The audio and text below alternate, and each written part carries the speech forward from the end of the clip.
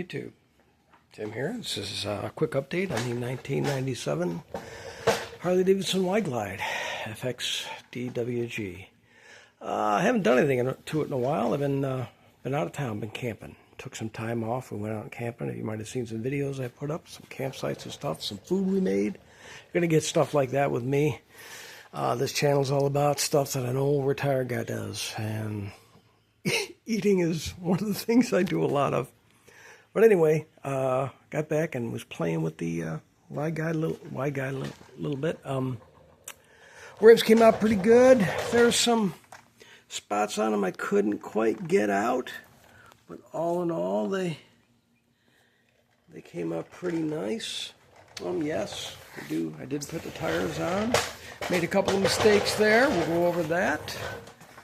I think the back wheel looks pretty good. Came out pretty nice. As you can see, I've got the exhaust on. I don't have my heat shields on yet. I still have the front heat shield is actually broken. So I have to fix that.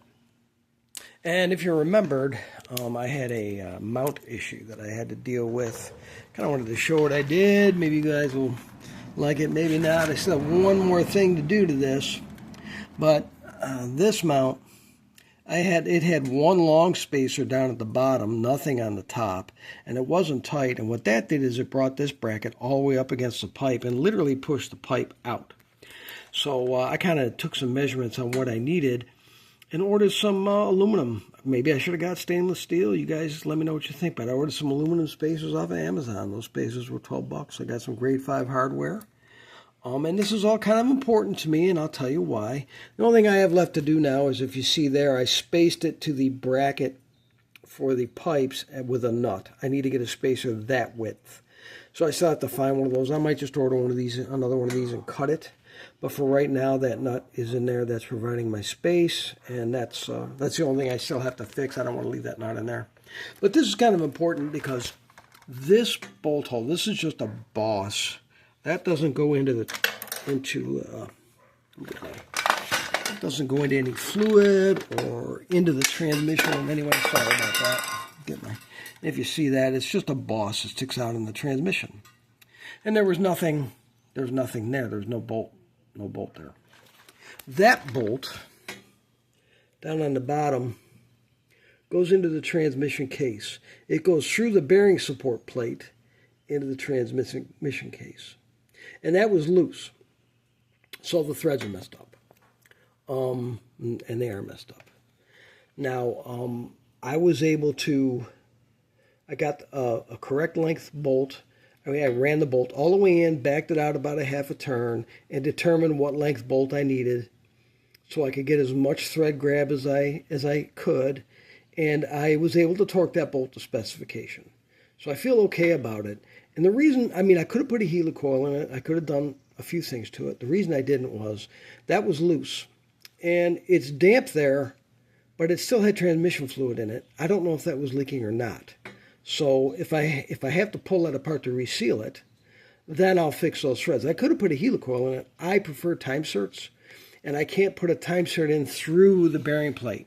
The bearing plate's got to come off, and I have to get to the transmission case to put a time cert in there. I really like time certs. If you have ever looked at those, they're just way better than helicoils are okay, but time certs are better, in my opinion. And I think to take the bearing support plate off, I believe the gear train comes out with that. I don't think I can just take the bearing plate off and do it that way, or else I probably would have. But if it's not leaking, then I'm probably just going to leave it, because I was able to torque it to specification, so I'm not really worried about it. I went, with the correct depth bolt.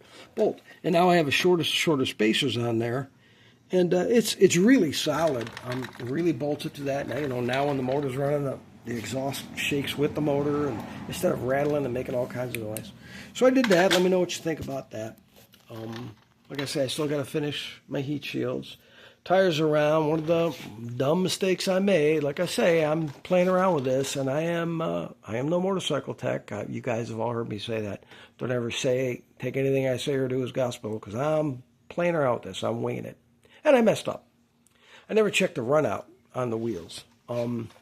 and my back wheel's got a little bit of a wobble in it. Now, why does that matter? So what I did was I looked at it. It looked okay. I never really spun it. I never rode this bike. And I knew tires were shot. And to ride this bike, I kind of got to a point in this where I was like, I'm going to just get this bike running so I can determine whether or not it's rideable, whether or not it runs okay, rides okay, transmission works, does it steer okay. I'm going to do all that before I go spending all kinds of money on this bike.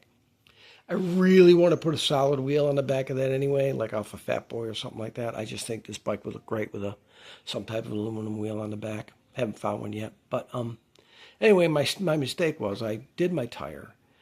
And I kind of wanted to talk about that. I think I posted something about it, how I pinched the first tube I put on. So I had to redo it. So I called Harley Davidson. I'm like, can you guys, I got the tire on, but I pinched the tube. It was the last thing I went to do. I pinched the tube, damaged the tube, because I didn't use the zip tie trick. I'm like, well, let me call them. Can you guys just change your tube? And they're like, well, yeah, we got to replace your wheel bearings. I'm like, well, no, you don't have to replace my wheel bearings. My wheel bearings are fine.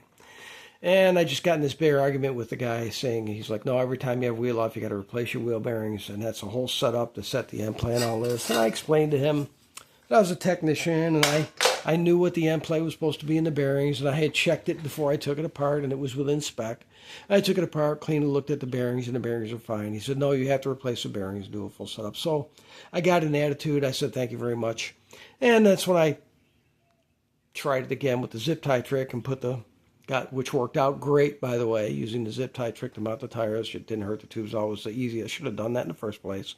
Put it on. Didn't hurt the tube. Everything went fine.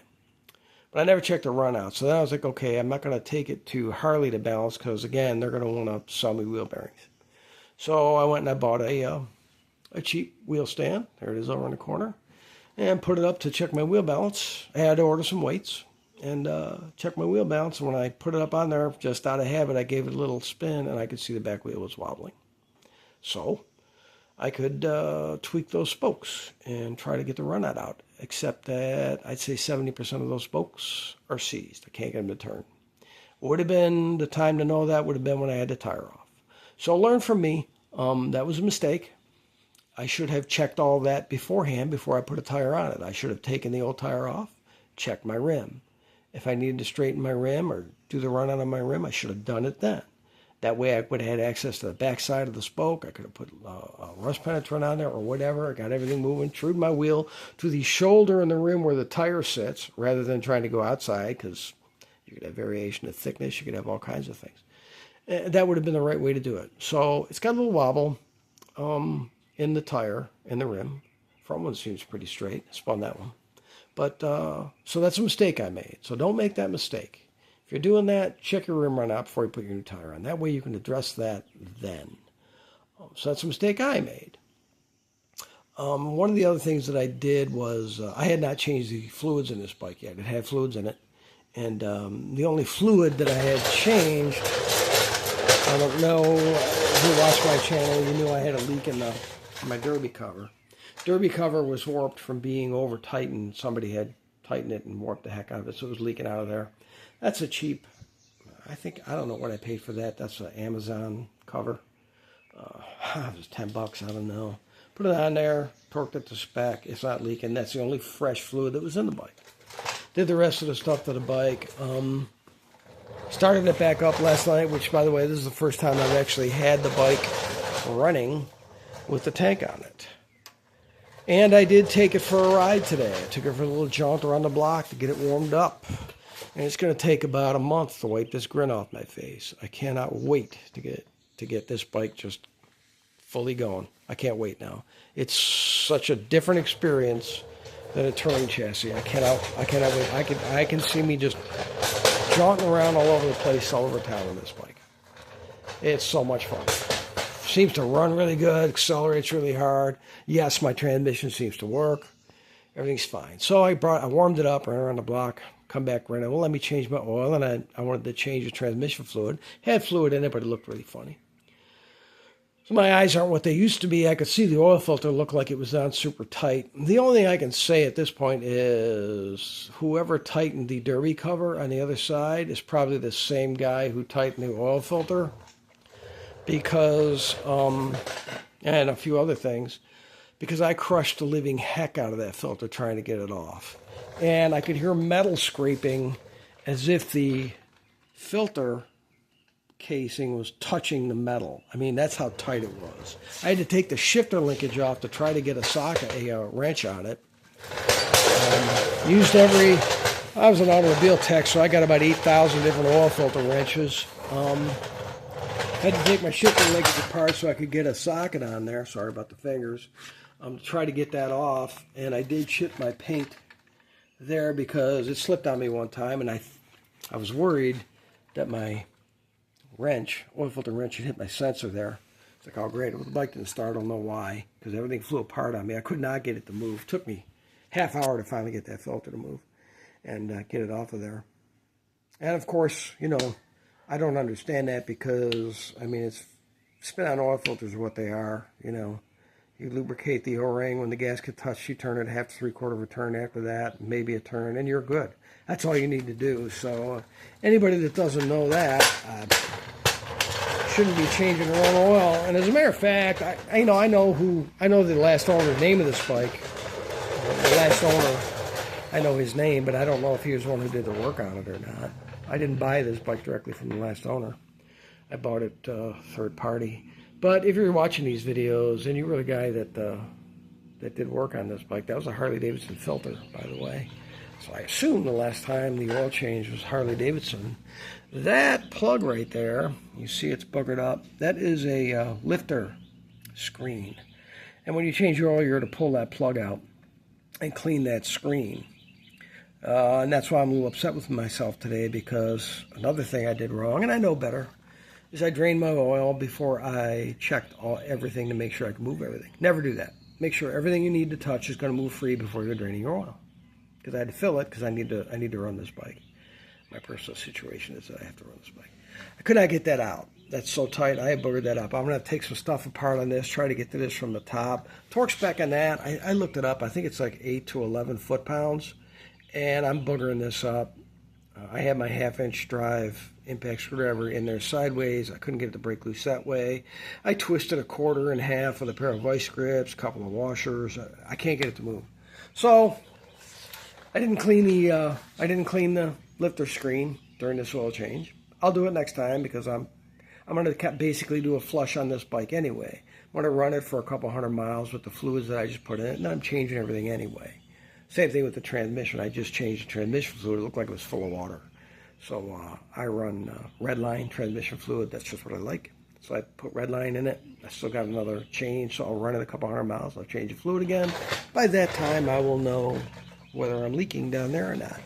But yeah, if you're the guy that was working on this before, do yourself and everyone else a favor. Don't ever touch another wrench, please.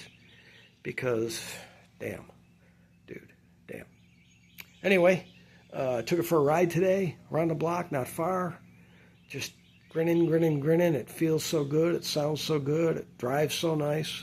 I can't wait to get out on the road and get some speed up and see what it does. I'm going to finish up with my heat shields. Still got to finish my backrest. Yeah. Oh, my neutral light's not working now, so could be that I bumped something. Could be I messed something in another stuff I did, but it was working before, now it's not. So I'm going to look into that. Doesn't really matter, but I want to see if I can get that working. But anyway, yeah, just a quick update. And I'll catch in with you, check in with you next time. Let you know how it goes. Take care.